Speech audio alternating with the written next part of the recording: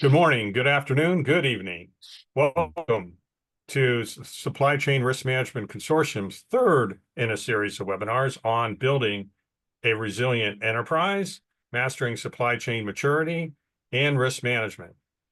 Moving from stage two, and in stage two, we're talking about the optimistic silos, to stage three, define repeatable operations. So making that transition. We appreciate you taking the time today to join us in building and evolving resilient enterprise, and we welcome your comments and suggestions at any time during the webinar. And we hope that your family are healthy and safe. As many of you know, we have a webinar series. Our first webinar was on the overall supply chain management readiness assessment and alignment to Gartner's 5-stage maturity model. Our second webinar took a deep dive into looking at moving from stage one to stage two. And today we're going to focus on going from stage 2 to 3. And then keep your calendars open on March 27th for moving from stage 3 to 4. And on April 17th, moving from stage 4 to 5. And then we're going to wrap it all up at looking at how do we optimize our overall ecosystem. Again, thanks again for joining us today. With us today, we have Greg Schlegel. Greg has been around for quite a while. He's been the head of the Supply Chain Risk Management Consortium, and he's also written a book on supply chain risk management in emerging discipline, 2015, published in 2015. And he's the former president of ASCM. My background is I focus on Lean Six Sigma. I've done a lot of work in supply chain and supply chain risk management. And I'm a Lean Six Sigma Master Black Belt, as well as a supply chain transformation executive and architect. With that, we're going to look at the deliverables today. Today's deliverables are insights to build a resilient enterprise. Again, we're going to focus on that stage 2, the optimistic silos that a lot of us may be in. And then we look into overcoming the barriers to increase operational stability. And then what is that roadmap to stability through the 5 stages of the Gartner model? And then we'll look at some success stories. To move from stage 2 to 3, we have a very detailed success story for you.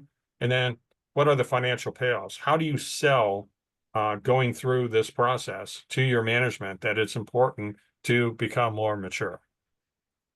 With that, Greg? You bet. Thanks a lot, Jim.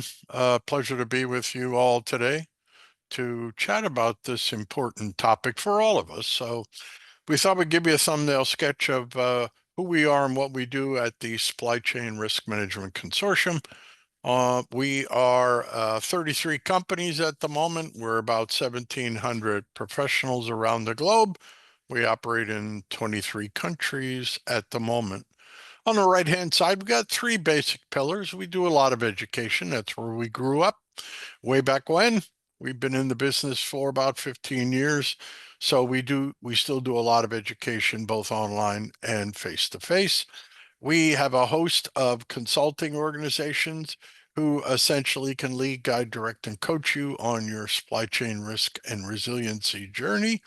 And then on the right side, we have software as a service, cloud-based software companies who essentially can do the heavy lifting, especially if you want to do things like increase your visibility throughout your global supply chain, map that supply chain, use predictive analytics, and so forth. So education, consulting, and software.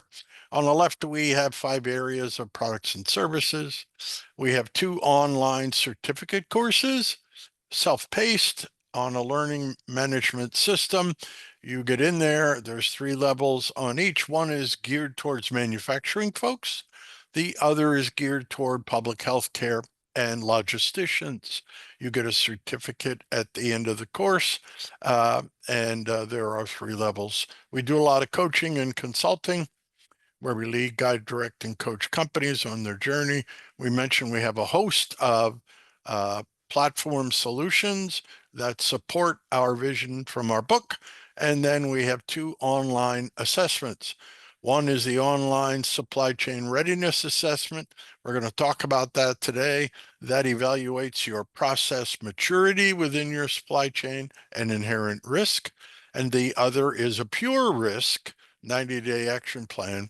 It identifies through a host of questions where are you on our 5-stage risk maturity? What is your company's risk appetite? And then what is your company's operating culture? And with those 3 answers, we tend to provide a client action plan using some AL, ML algorithms. So that's pretty much who we are and what we do. Back to you, Jim. Thanks, Greg. Enhanced International Group is an exchange of passionate experts to guide your transformation. We have over 70 consultants, consulting companies, and SaaS providers focusing on enabling your enterprise. We lead through thought leadership while democratizing technology. EIG acts as a master integrator between our 70 partners to provide you the best solution for your challenges. Reviewing the ecosystem, we link strategy and execution. And in summary, for this particular webinar, that ecosystem results in a positive momentum for your company, its employees, stakeholders, stockholders, suppliers. And today we'll explore how increasing supply chain maturity enhances your leaders' ability to make more proactive, informed decisions that have a positive impact to your company's financials. With that, we'll move to the agenda. Today, our first item on the agenda is reviewing the Gartner 5-stage maturity model and building a resilient enterprise. Then the second is looking at the 3 dimensions of stable growth, again, moving from stage 2 to 3, as we previously discussed. And then we'll align the supply chain management tiers 2 and 3 to drive stable business growth. And then we'll look at real-world case studies, success stories in scaling supply chain maturity. Greg will share us that story, and then we'll end it with the profitability. How can we turn our supply chain maturity into a revenue and margin driving engine? With that, we'll get started with the Gartner model, a review of this from our last webinar. On the y-axis, we have mindset from on the bottom, from inside out to outside in, and then from what are you targeting on the left side, cost, and on the right side, service. So as we progress through the maturity stages from stage 1, 2, 3, 4, 5, we'll find out that we start with service. We will serve the customer. We'll deliver our goods at any cost. So we're focused on revenue. But of course, this is scalable, and it becomes expensive at some point in time with your margins. And then as you move from stage 2 to 3, we're moving from those optimistic silos into that dependable operations of stage 3. And as we're working through there, we're standardizing, and we realize that one size does not fit all. So how do we locally optimize and create a scalable solution in our ecosystem? Then we move into the outcome for outside of stage 3, where we're looking at optimizing the margin.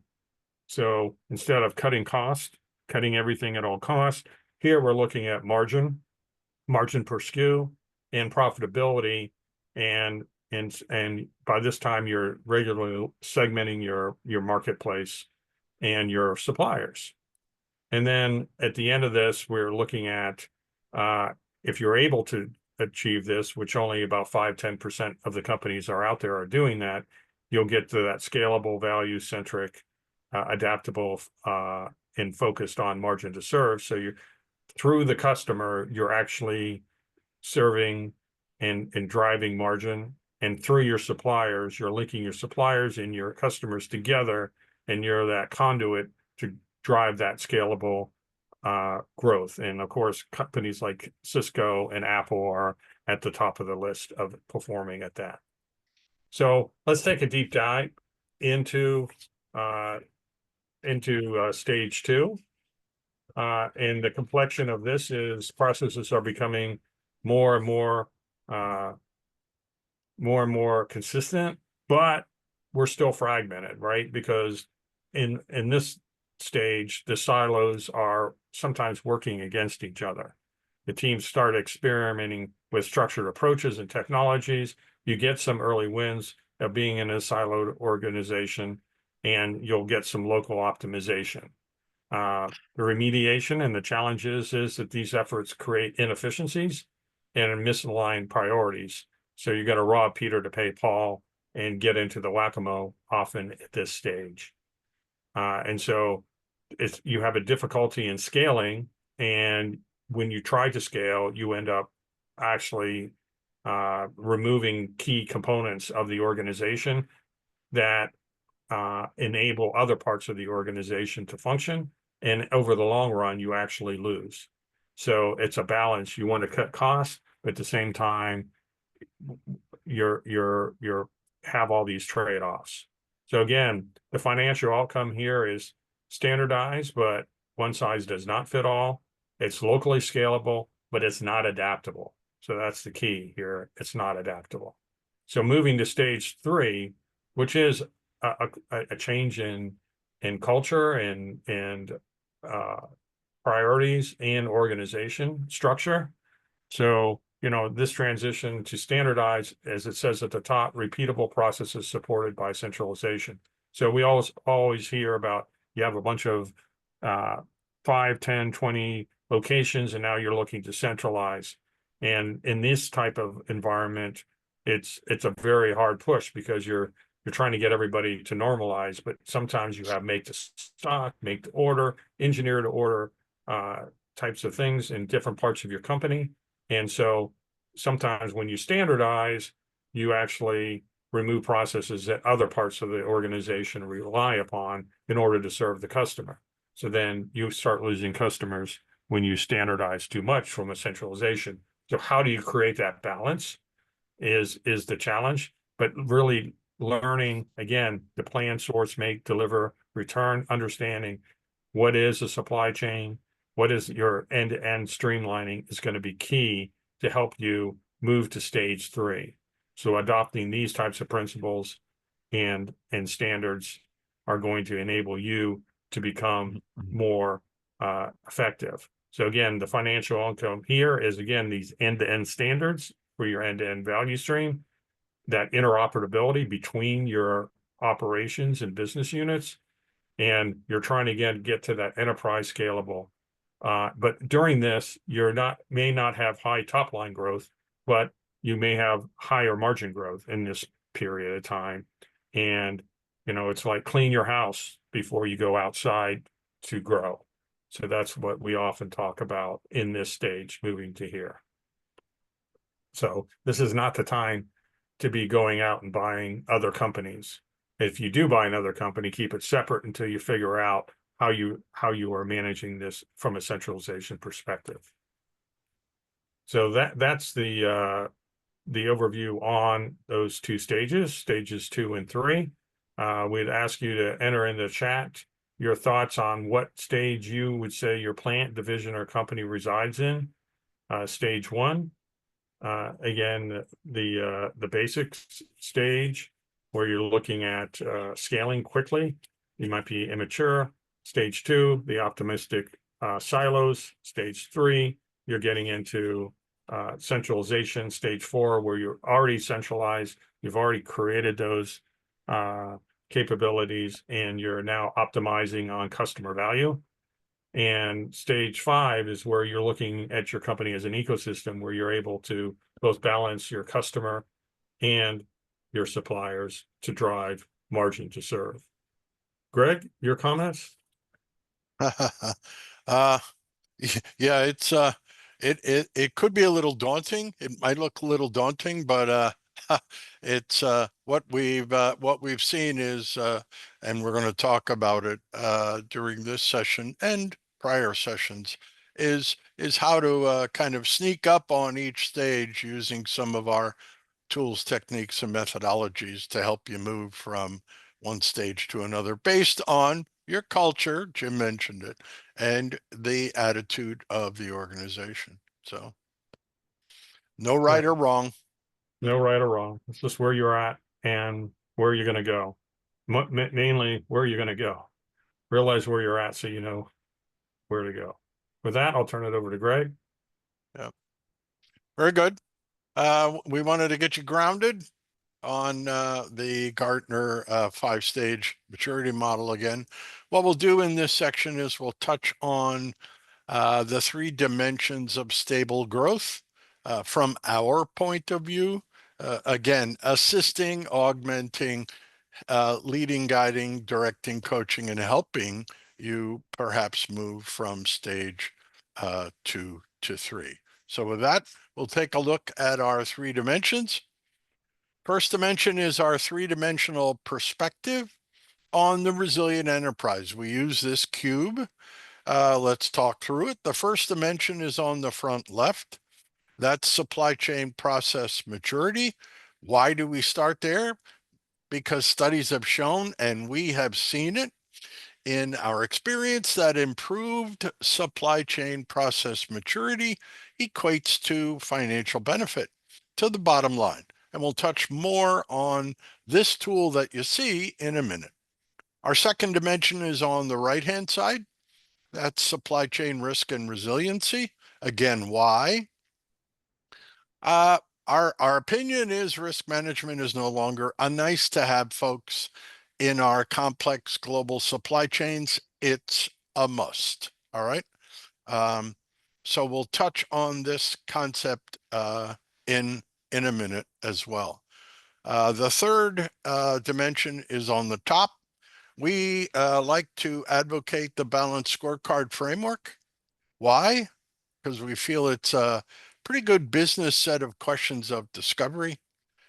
Because it takes, as Jim said, it takes an inside out and outside in approach to the company through constant questions of discovery.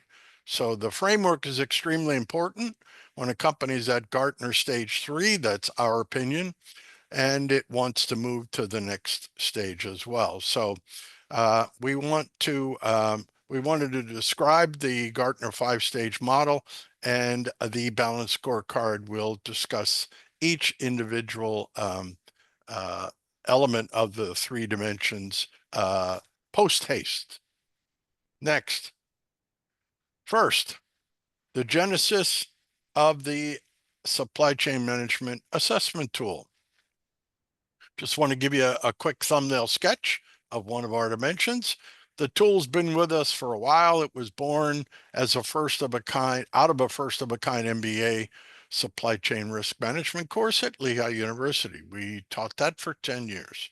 It was so well received, we kind of took it on the road. We've been leveraging it for about 10 years, more or less. We've utilized it in our classrooms, our workshops, webinars, and with client engagements. We have several versions. We've now upgraded this public version within an LMS learning management system platform. What you see on the left is the chart that you get after answering 92 questions. There's 13 tenets. You can see them around the clock. They are in the blue tenets up top at 12 o'clock are leadership, balance scorecard, and intentional redundancies. Then in the red, on the right-hand side, we have the tactical tenets. You can see them. Then on the left are the green, and those are what we call operational tenets. So we got 13 tenets. Blue are strategic, red are tactical, green are operational. What does this chart measure? Measures 2 things.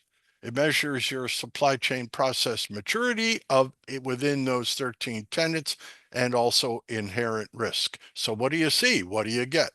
You see the black line, those are the answers to the questions within each supply chain process. And then how do you read it? How do you measure it? Well, the closer you are to the center of the chart, The more mature that process is, and the less inherent risk, and vice versa. The farther away you are from the center, the less mature that process is, and these are best in class processes, the less mature that process is, and the more inherent risk you have. And the beautiful part of the tool is we make it free. We put the URL up at the top. This is free. You can find it using the URL at the top or entering our website. So we put that together as a starter. Next, our second dimension is our supply chain risk and resiliency maturity model. All right, go through it real quick. On the left-hand side on the y-axis is supply chain risk and resiliency maturity from low to high. On the x is time, but we call it competitive advantage from 0 to infinity. The 5 stages, real quick. On the bottom left is the foundational. That's what you're doing today. That's education and awareness of what you can leverage in this discipline. Second stage is visibility. What do we mean by that?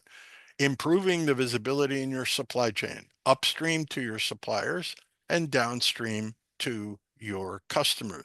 Why do we advocate visibility? Because we know that what you don't know about your supply chain can and will hurt you. Third stage, predictability, not necessarily what you might be thinking of.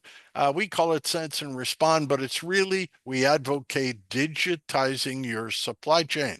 Kind of visibility and the predictability, stage 2 and 3 go together. We advocate you digitize your supply chain. Why? So you can run what if scenarios. So you can take a look at how your supply chain will react based on losing a supplier, hypothetically, or losing a customer, or having a problem with a warehouse or a manufacturing facility. What is the financial impact and what is the risk to your organization? Stage 4 is resiliency. That's where you take all the tools, techniques, and solutions, if you will, methodologies, and you start to embed them into your daily supply chain workflows. And then finally, sustainability. I know the box is green, but we're not advocating circular supply chain or waste management. Sustainability to us is as you prove out the methods in 4 stages, you might be doing it as a proof of concept. How do you expand it either to more product lines, a plant, a division, or the enterprise? On the bottom, we like to put a heat map where if you're at the starting point, you probably have some high risk in your supply chain. As you move up the maturity model, you can go from high, medium to low risk. We have a mantra up on the top. We normally tell you identify, assess, mitigate, and manage. That's our mantra. Then we always like to put the rhetorical question, where is your plant, division, or enterprise on this maturity model? And then finally, our third dimension is the balanced scorecard. We'll just give you a quick thumbnail sketch, top down, left to right. The balanced scorecard is great because it's got 4 perspectives, as we said, inside out, outside in, financial, customer, internal, business process, growth, and learning. So the first 2 on the left are financial perspective. How do we look to our shareholders? And there's a host of measures. Then the second one is the customer perspective. How do we look to our customer? What is our customer expectations and how do they feel about us? All right, so that's kind of outside in. 2 more on the bottom right, internal business perspective. What must we do as a team within the organization to excel? And then on the bottom, growth and learning. Can we continue to improve our skills, our capabilities, our delivery, our performance, and create value for our customer? On the right side, it is kind of a cascading effect. You can see that in the box, you can just start at the very high level. It gives you a framework of those four perspectives. Then you can start to drill down and look at areas of risk in terms of where those risks are using our assessment tool, the types of risks, strategic, tactical, and operational, and then build out some KPIs and evaluate them. So that's essentially the three dimensions of a resilient enterprise from our point of view. Our next section is really aligning supply chain management assessment tiers 2 and 3 from our tool set to drive stable growth. And I'll send it back to Jim. Thanks, Greg. Appreciate it. And we're back to this Gartner's model that we talked about before, and we're going to overlay what Greg just discussed and shared with us on the supply chain management readiness assessment, as well as the supply chain risk and resiliency maturity model. So the supply chain management assessment talks about that Greg showed in the spider diagram, started in the outside of that spider diagram with the ring of fire, if you recall.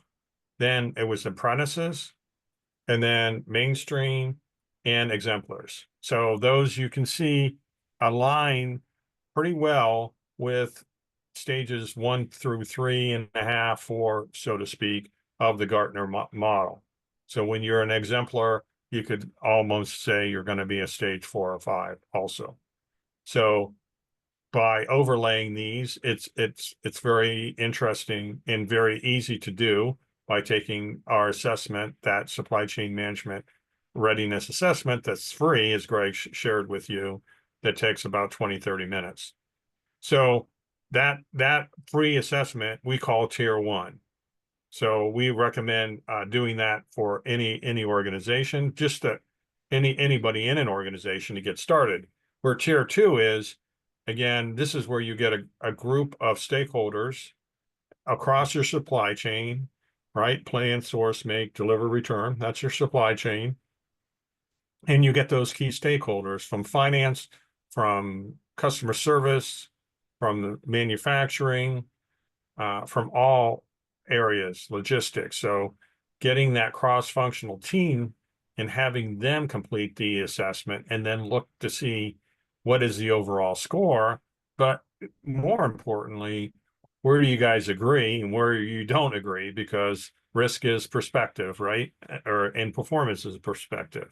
So once you're aligned, then we advocate our tier 3 is to say, okay, now your organization or your plant or area that of focus knows what you're doing. Then tier 3 comes up, and then you say, okay, where are we at relative to the industry? How are we performing?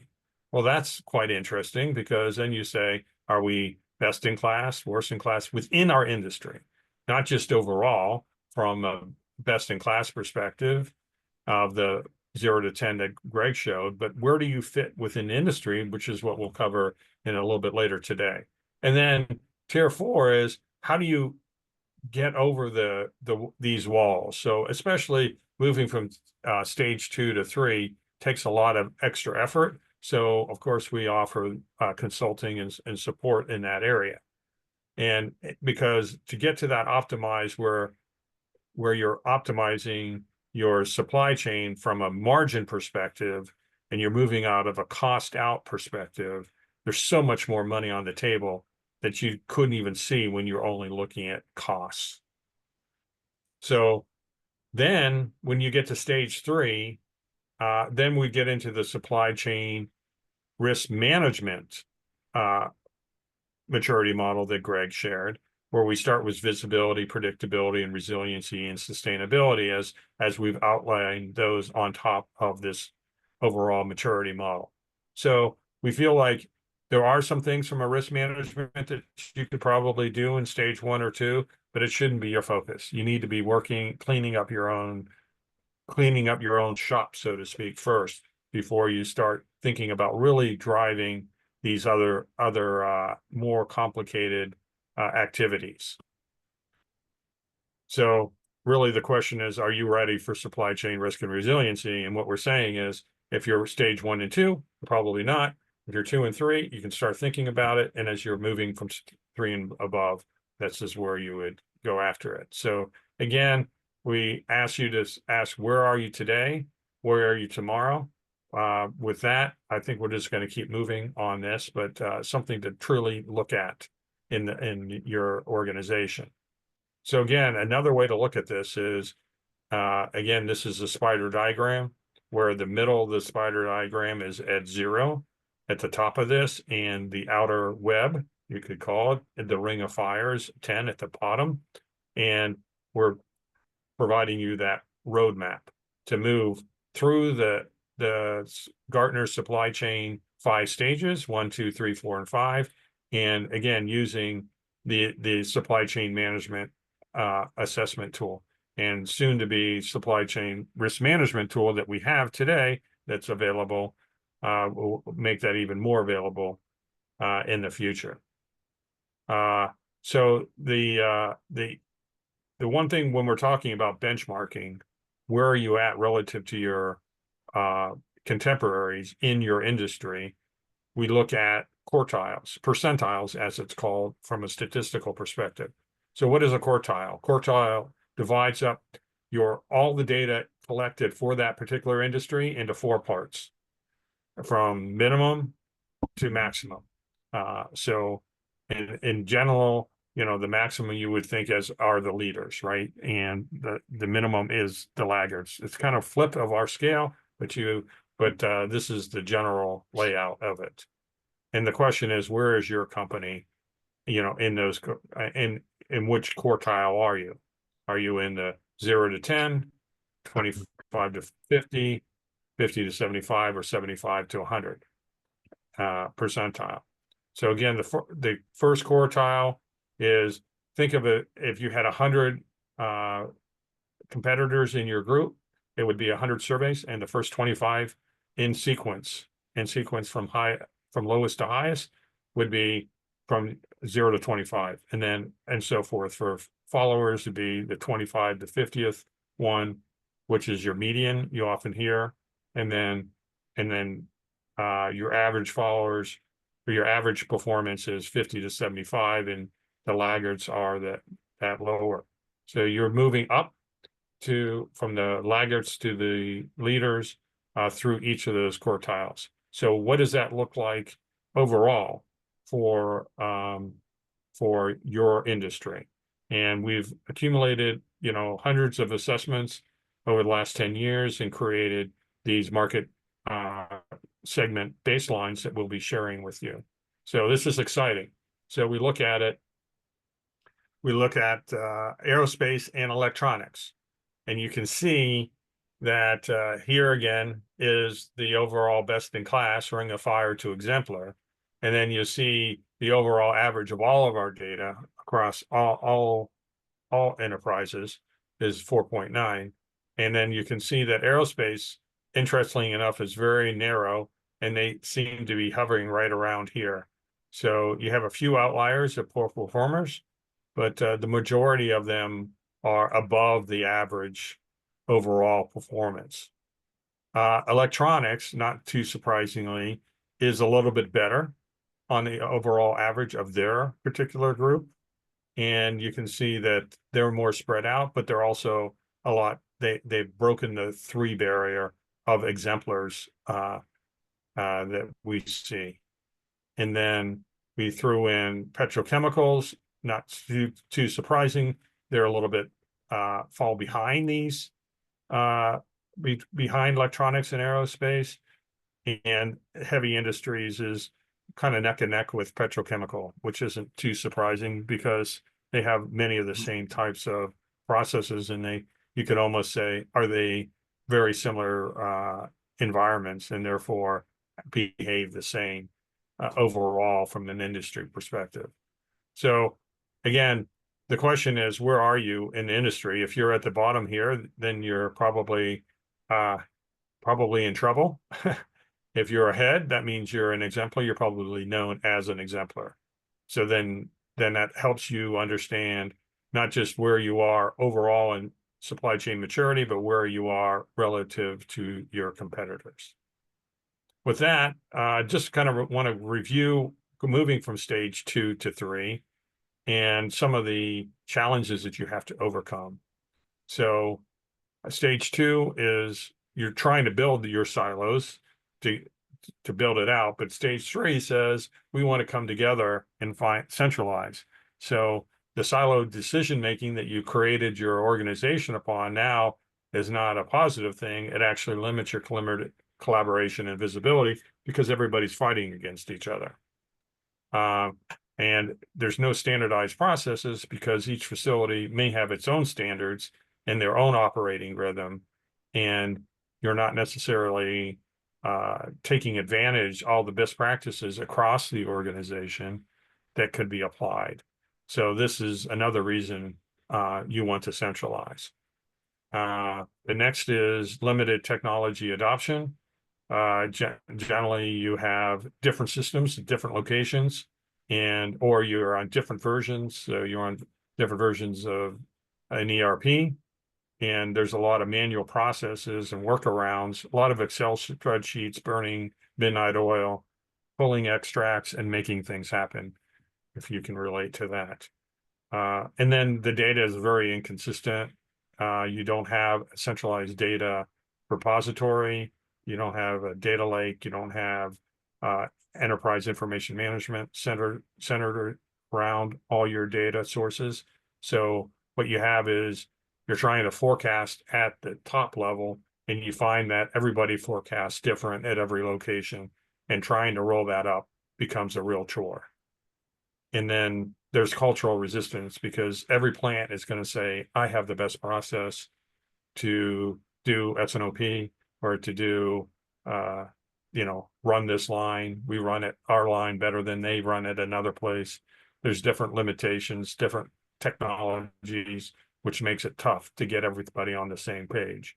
So when you have 20, 30 different facilities, it's a real challenge to get there. So but again, the benefits of centralization, as we'll see a little bit later, and at the end of our discussion today, you'll see that the companies that are able to centralize create the benefits that the CFO is looking for.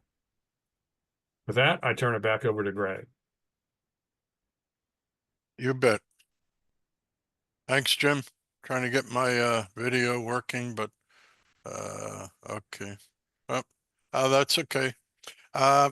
So Jim gave you kind of a good grounding on the elements of the approach that we take to assist folks moving from stage 2 to 3. We want to share with you a real world case study and more or less show you some real live data in terms of what you've just witnessed relative to some of the techniques that we're advocating.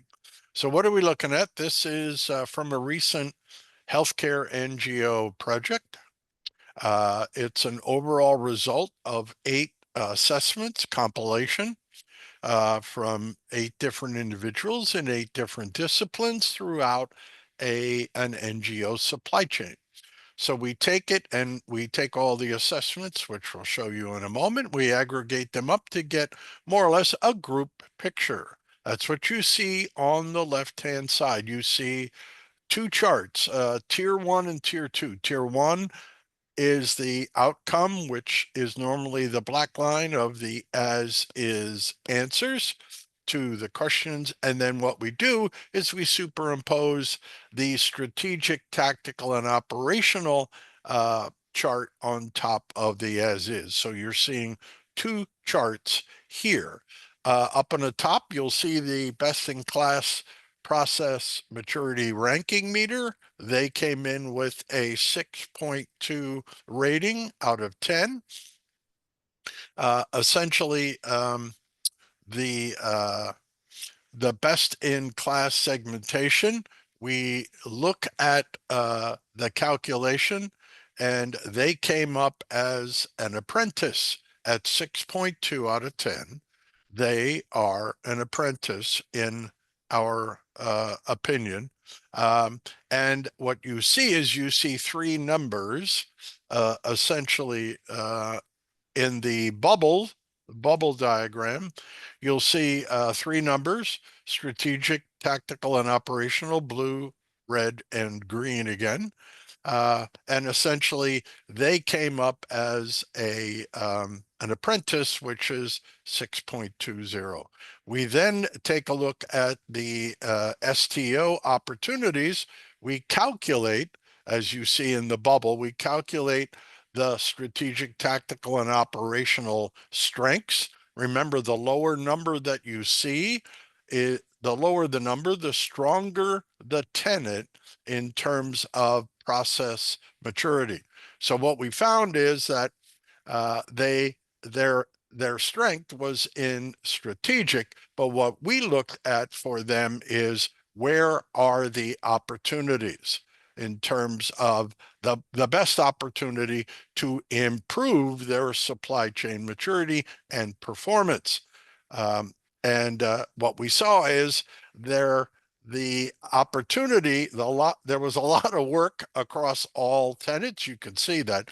But the biggest opportunity for immediate improvement to us looked like it could be the tactical side of it, and we moved on from there. So their apprentices within the best-in-class approach, their strength was strategic tenants, but the improvement more or less was geared around tactical and operational tenets. So with that, we did a little deeper dive for you and went into another slide, which depicts the 6 individual results. Um, uh, from assessing, take a look at it. You can see their titles. I told you they were in different disciplines throughout the same supply chain. And so this is a picture image of each individual in each individual discipline assessing the same supply chain. Their tier 1, tier 2 charts. You can see their calculations. All right. And then essentially what you can see, it's obvious to the casual observer, they are not the same. So they are totally not in sync in terms of their perception of supply chain process maturity within their own supply chain. So we do this for every client. And really, the bottom line is on the bottom of the slide. The power of this tool is being able to profile different perspectives on supply chain process maturity, and then helping that company drive improved value from the differences in the opinions. We have a few others for you as well. We'll go through the grounding. What we also did for this client is we benchmarked them. This is a profile of the NGO industry relative to other industries like Jim mentioned. And this is actually for that client. So you can see on the left, Jim described in detail how to read the chart.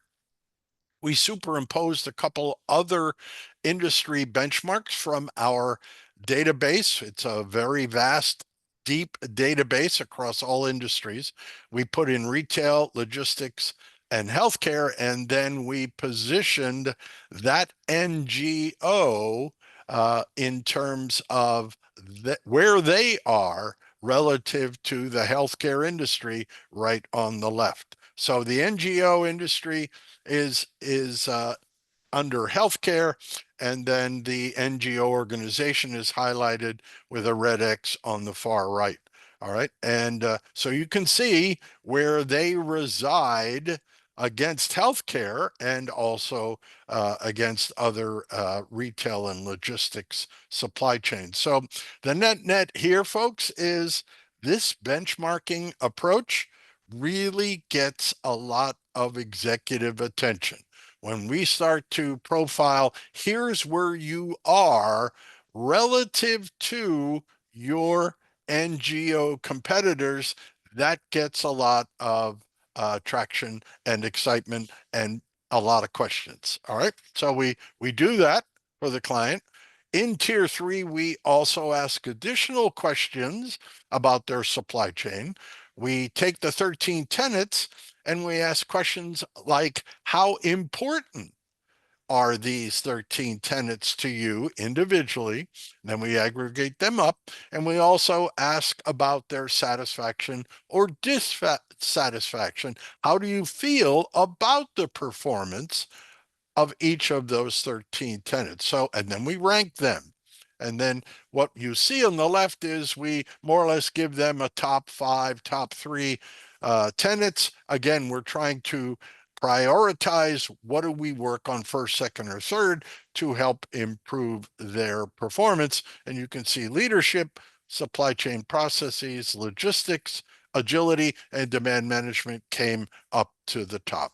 So that's another aspect of tier 3. And then the final aspect of an engagement is the action plan. All right. And just to recap on the top left, who is this organization? They are an apprentice based on best-in-class supply chain processes, so they got a lot of work to do. What is their strength relative to strategic, tactical, and operational? Their strength, relatively speaking, are in the strategic tenets. And where do they sit? They're average within their industry benchmark. And then the action plan comes out at the end of the engagement to basically say, what did we say and the tools say in terms of an action plan? Well, pretty obvious. Focus in on tactical and operational issues, both from a supply chain and risk point of view. That's a process statement. Maybe improve the weakest tenets and then leverage the strongest. Again, we're talking about processes. The third one was provide an understanding to all folks in the organization about the organization's risk appetite and tolerance levels. That's leadership. And number 4, perform a supply chain mapping exercise with all who touch the supply chain. That gets into looking and talking about the tenets that we just described: demand management, logistics, agility, and so forth. And then finally analyze the mapping process, which is really an interesting process to go through. We help them identify bottlenecks, improve their throughput, maybe even possibly redesign some of their nodes within their supply chain, and begin to talk more about risks. And then that is kind of an agility. So the elements that came up all more or less touch these action plans. And the healthcare executive more or less was very comfortable and happy with it. He definitely said that he would recommend the tool to other staff members, perhaps in other divisions as well. So we were very pleased to hear that. So finally, our last section is the profit pathway, turning supply chain maturity into a revenue engine. And I'll turn that over to Jim to finish out our discussion. Thanks, Greg. You might want to change your camera. May work now, hopefully. Yeah, There great. we go. Yeah, sorry about that. Had some technical problems. All right, so we're going to go through the benchmarks, the risk priorities here. As you can see on the left-hand side, we benchmark our KPIs on revenue growth and margin. That came from Gartner. And then we look at earnings before interest, taxes, depreciation, and amortization, which measures a company's active profitability and health with Chainalytics. Then we look at return on net assets, which determines how much management is using its assets. And again, we refer to Gartner there. And then our famous cash conversion cycle, which measures how long it takes the company to convert its investments into cash. Cash is king, as we know. And that's from the Hackett Group. So these numbers came in, and again, from moving from stage 2 to 3, these are the benefits that you can get from each of these areas. Top line revenue, 10 to 15%, pretty straightforward. High inventory turns in the peers. What we're talking about here is if you are able to turn faster than your peers, you're going to have more cash. which is going to increase your cash flow and your margin that you're able to get from your inventory. So you will not have that margin tied up, which will, if you're faster, you will be able to deliver faster than your competitors and therefore drive additional revenue and margin into your company. That's a really sweet one when you get it running. From an EBITDA perspective, a cost to serve perspective, advanced forecasting and integrated planning reduce stockouts and more effectively ensure better product availability. You get another 10 to 15% out of that. Our famous customer delivery on time in full, you can get 15 to 25% out of that. Enhanced coordination across all your supply chain improves, of course, the overall customer satisfaction, reducing delays and errors. So that's one dear to my heart that I've seen work really well. Return on net assets, capital management improvement. Again, you get about a 10 to 15% out of this, and that's better integration and visibility across the supply chain leads to more effective capital allocation and utilization, reducing the need for excess working capital and improving return on investment. I love that return on investment, ROI driver. And then cash is king, cash conversion cycles. How fast can you move it through your system? Improved inventory and faster receivables across the supply chain that lead to more efficient cash conversion cycles. That's a big gain out of moving from stage 2 to 3. And then the last one, fewer stockouts than your peers. Basic forecasting tools and siloed improvements reduce those frequent stockouts. So being able to leverage your entire supply chain as a whole versus just focusing on a particular facility will help you increase your performance there quite a bit. So that's a what you can go to your management and say, hey, if you do these things well, this is how it's going to hit the bottom line, that improving your supply chain from stage 2 to 3 can bring you quite a bit of value to the company.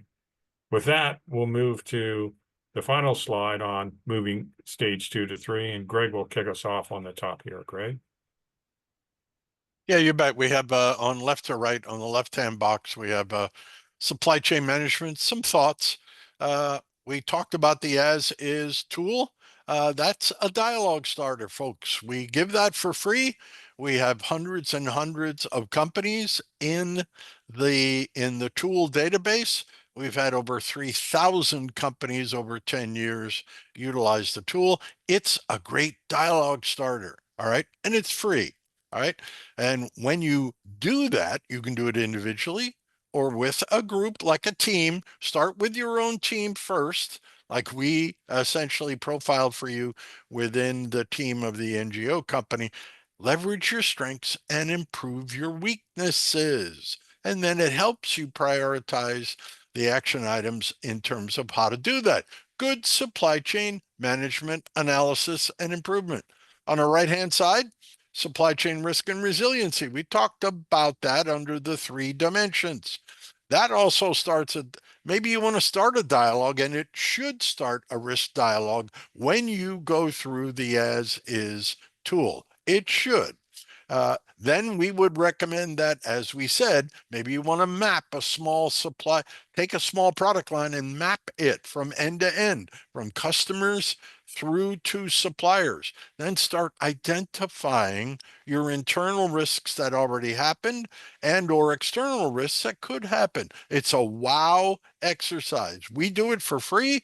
All we ask is that client pays our way to get there, but it's about a 3 or 4 hour good collaborative session, and it's really an eye-opener. And then maybe you want to explore using a risk alert system. They're out there. We have several in our consortium where they go out and scan the globe every hour and bring in 30,000 to 60,000 risk sources of risk, filter it out for you, and provide an outside-in risk alert profile that might impact your supply chain ecosystem. So supply chain management, and supply chain risk and resiliency, two out of the three dimensions within what we consider a resilient enterprise. Jim? Thanks, Greg. And then moving on and building on what Greg said, the other dimensions of balanced scorecard and the Gartner maturity model. Of course, in the balanced scorecard, we have the 4 dimensions, but I added one there on suppliers because it is an ecosystem that we have. So from a finance perspective, moving from stage 2 to 3, it's really that cost out perspective of people cost into margin enhancements, and how do you drive that throughout your organization. And again, people are dispensable generally in a siloed organization, where when we move into a centralized organization, we're going to be more valuing our people and making sure they're in the right spot and leveraging their talents across the organization. From an internal processes perspective, we look at from streamlining processes within your silo to creating stability across your silos.